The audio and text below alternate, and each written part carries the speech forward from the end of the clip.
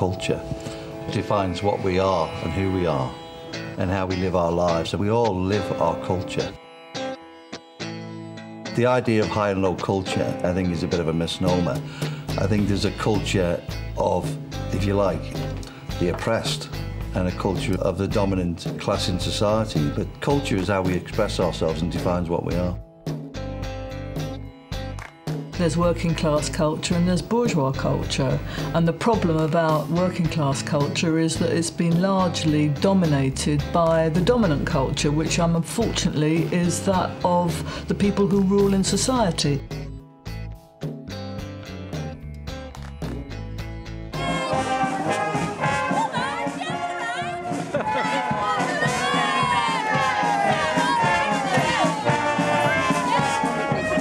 The CWU has worked with a wide range of community groups.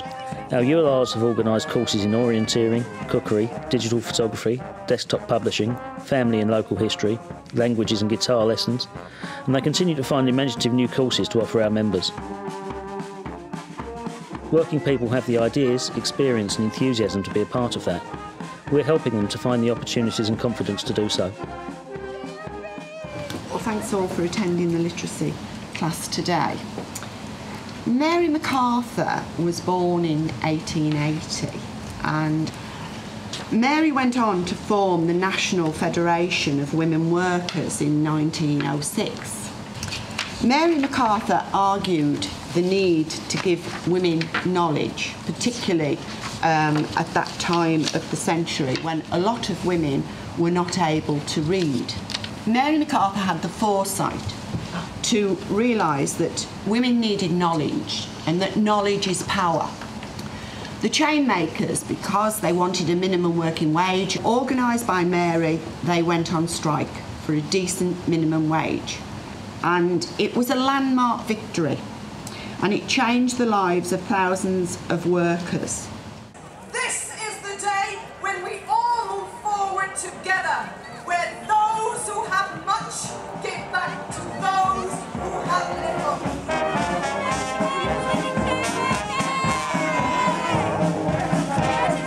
The key things for me is obviously what the CWU are doing to make the workplace more appreciative of the different cultures. And I know that, you know, what we try to do is increasing people's tolerance and respect generally. And I think the work we're doing about bringing other cultural experiences to our membership or learning from other cultures strengthens the union in the workplace, because the more diverse an organisation is, the stronger it is. Culture can impact on an individual's feeling of their identity and whether they feel powerful or otherwise, in the way that it's created in almost in a tier system. So you've got your high culture, and you've got the other stuff, the hip hop, the pop music.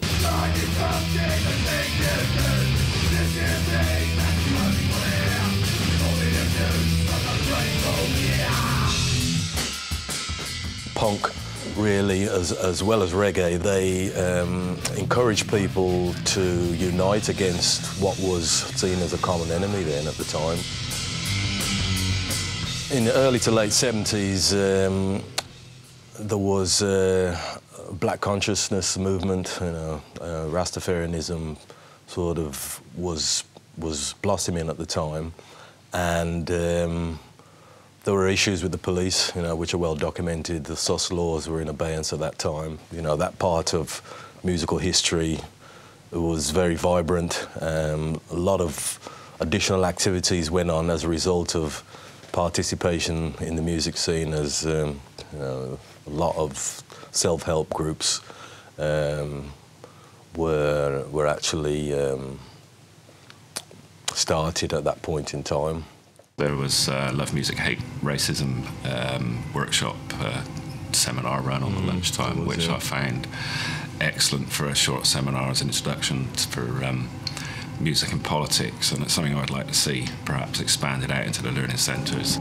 Organising music courses in the learning centres is one way of doing that. We've got some people who are organising guitar lessons and so on, and we're now looking to add to the digital photography, and that's the sort of thing that we've done before with digital music. You know when you're broke, 'cause you're stressed to the limit and ain't got nothing to smoke. This is a way of engaging with our membership. So, you know, from that point of view, I think it's, you know, it's really crucial to our organisation, and you know, the benefits, I think, they'll outlive us, hopefully.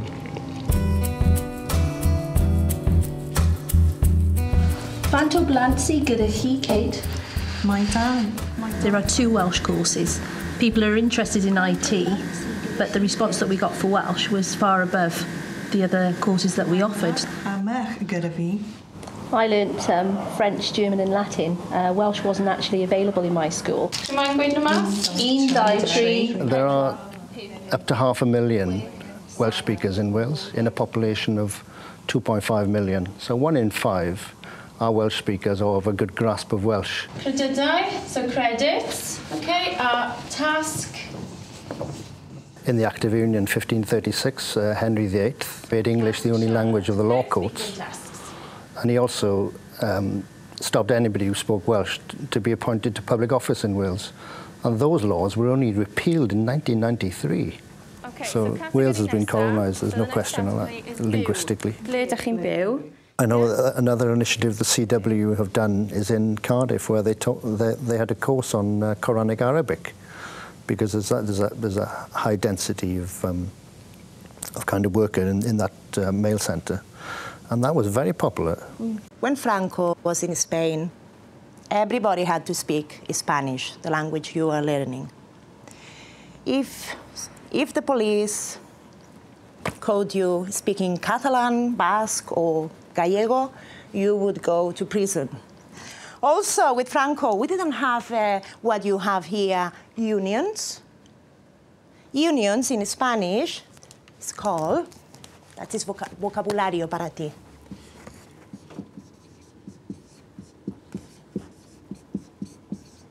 Sindicatos. Sindicatos, yeah? That's unions.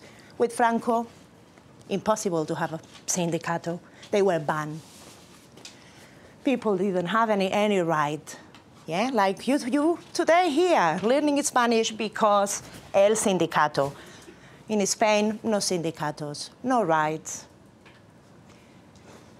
Imagine how happy we are nowadays.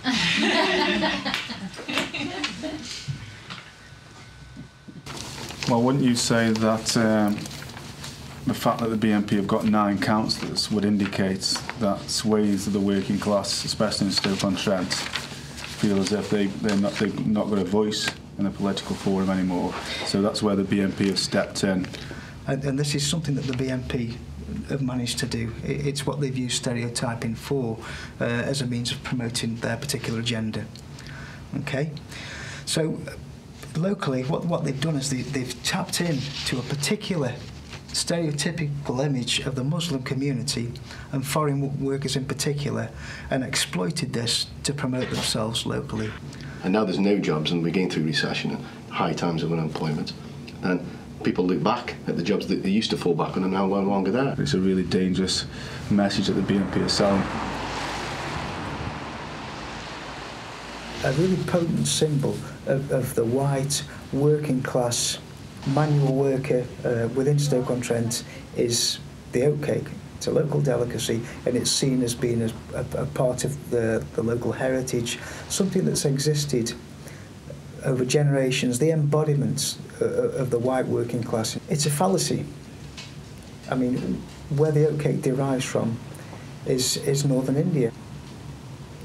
Our heritage is very much a heritage of cooperation with other cultural groups. It's a shared heritage that is sometimes denied, particularly by people like the BNP, because it serves their political purpose of devaluing somebody else's culture.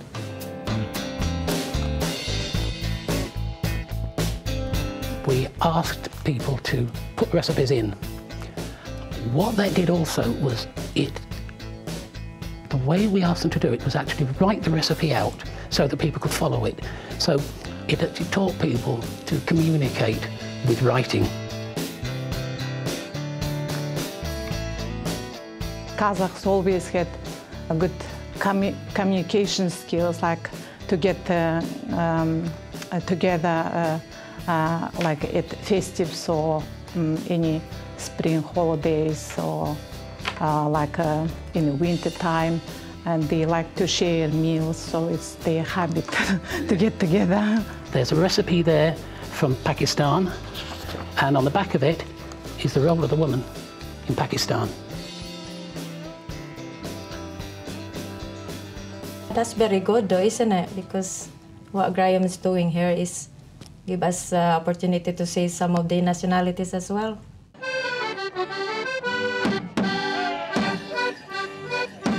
Even if we think of the most potent symbols of Englishness, the idea of St George being an English symbol, it's a symbol which was imported. You've got Morris dancing, where they talk about the actual root of the word Morris dancing, they think now comes from Moorish dancing. You know, black culture being integrated into Britain from a long period ago, and the more sort of traditional forms of Morris dancing that we see now actually being a Victorian interpretation of Morris dancing to actually keep people out of the pubs.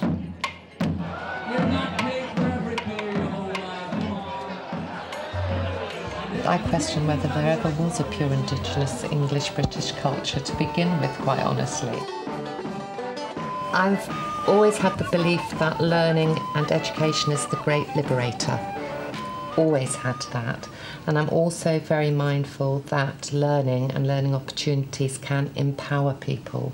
And once they have an understanding that they are capable of engaging, then I have always found a tremendous growth in students. One of the important things about the Union Learning Project is that it raised, you know, where it's done really well, it can raise awareness of different cultural groups, and especially if you're involving people in your workplace who are, you know, rather than you putting on the event, you actually get those people involved to take control, to give them an opportunity to show you what their culture's all about.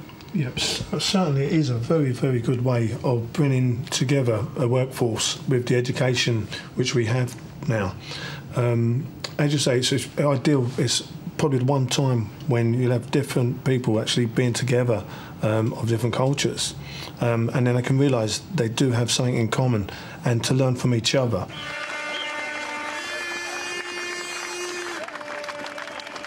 What it's about is ceasing to be a passive consumer of capitalist culture and rediscovering what it is to be an active participant in the process of cultural interaction that has been described as a laboratory for future societies.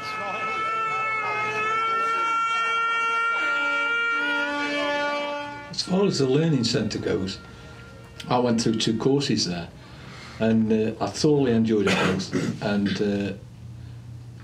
the insight it gives you into how other people live and work. One of the courses I did was sign language, and the problems that those people faced, I never realised. And I worked with a deaf and dumb lad for many, many years, but I didn't fully realise. So I think that was so invaluable to me, and I think it's invaluable to every company throughout the country that is prepared to run learning centres like this. The first meeting we had with the new area manager, and he was astounded that people were being paid to learn. He was astounded, wasn't he? He said, "You're getting paid to learn?" He nearly fell off his chair, and that was from that. When that happened on that day, we knew the writing was on the wall. To me, learning is confidence, and you see people when they do learn. You go on courses, how it brings them out. It breeds confidence. It brings them out. Well, you can be more specific than that, because if you think about some of the courses that have been running there. And then I can think of 2 people, and they suffered with dyslexia, serious dyslexia, and they both benefited. And for that to be denied to them, I'm sorry, that's a crime. That's a crime.